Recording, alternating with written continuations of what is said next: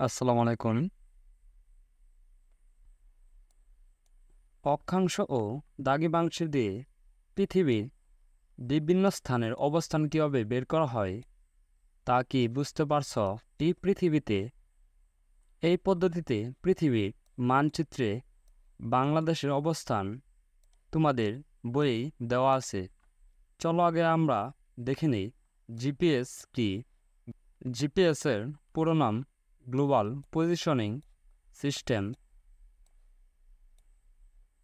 একসময় মানচিত্র, campus, scale ইত্যাদি দিয়ে মেপে ও অক্ষাংশ দ্রাঘিমাংশের সাহায্যে ভূপৃষ্ঠের কোন স্থানের ভৌগোলিক অবস্থান নির্ণয় করা হতো। এখন জিপিএস প্রযুক্তি ব্যবহার করে খুব সহজে ও নিখুঁতভাবে পৃথিবীর যে কোনো স্থানের অবস্থান জানা যায়। গাড়ি, জাহাজ, প্লেন, ল্যাপটপ, এমনকি সাধারণ মডেলের স্মার্টফোনেও এখন জিপিএস রিসিভার থাকে। আরও সূক্ষ্মভাবে মেপে দেখলে তোমাদের স্কুলের অবস্থানটাও একবারে নির্দিষ্ট করে বলা সম্ভব। এমনকি এই মুহূর্তে তুমি যেখানে দাঁড়িয়ে আছো তাও পৃথিবীর মানচিত্রে অক্ষাংশ দ্রাঘিমাংশের সূক্ষ্ম হিসেবে দিয়ে বলা সম্ভব। তোমাদের শিক্ষকের স্মার্টফোন ডিভাইস থেকে থাকলে তাকে জিজ্ঞেস করো, তোমাদের স্কুলের অবস্থানটা নির্দিষ্ট করে জেনে নাও। স্মার্টফোনের জিপিএস ব্যবহার করে যে কোনো স্থানের অক্ষাংশ দ্রাঘিমাংশ বের করা যায়। চলো আমরা দেখে নেই। প্রথমে লিখব গুগল ম্যাপ।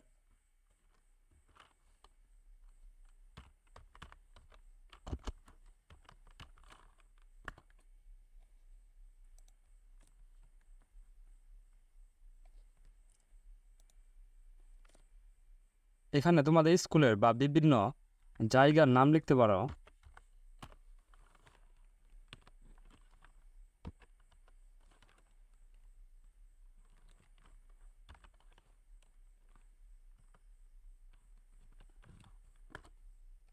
আমি লিখলাম ময়মনসিংহ জেলা স্কুল।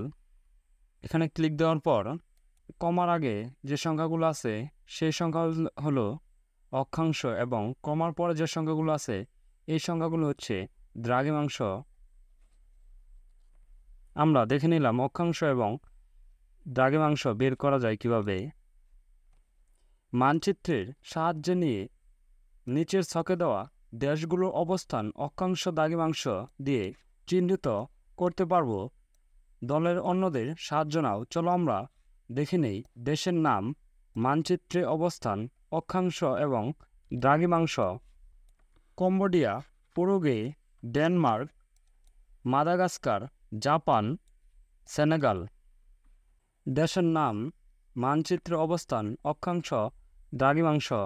কম্বোডিয়া 12.5657 নর্থ এবং 100.9910 ইস্ট।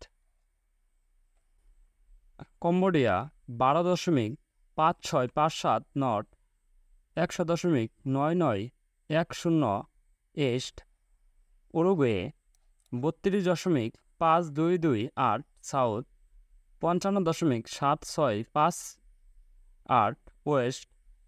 Denmark 56.2639 north, 9.5018 east.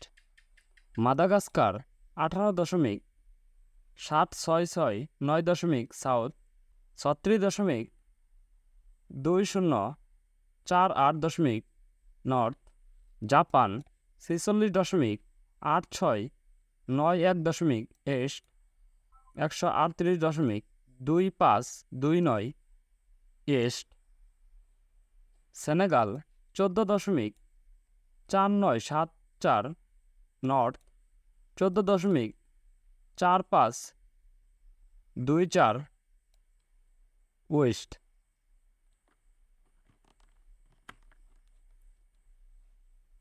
এবার একটা ছোট খেলা যাক। ক্লাসের ভেতরে এক দল অন্য দলকে কোনো একটি দেশের অক্ষাংশ দ্রাঘিমাংশ জিজ্ঞেস করবে, অন্য দলের কাজ হবে সেটা পৃথিবীর মানচিত্রে দেখে বলা। একটা বিষয় খেয়াল করেছ, গ্লোবে আমরা পৃথিবীর বিভিন্ন স্থানের যে আকারে দেখি, ছাপানো দ্বিমাত্রিক মানচিত্রে যে আকারে দেখি তা হুবহু এক নয়। গোলাকার একটা তলকে যখন দ্বিমাত্রিক তলে বোঝানোর চেষ্টা করা হয় তখন এই বিবৃতি ঘটে। বিশ্বাস না হলে তোমরা গ্লোবে অ্যান্টার্কটিকা মহাদেশের আকার আর ছাপানো মানচিত্রে বা যে কোনো দ্বিমাত্রিক মানচিত্রে একই মহাদেশের আকার তুলনা করে দেখো। ধন্যবাদ শিক্ষার্থীরা, আমরা আগামী ক্লাসে দেখব চতুর্থ সেশন।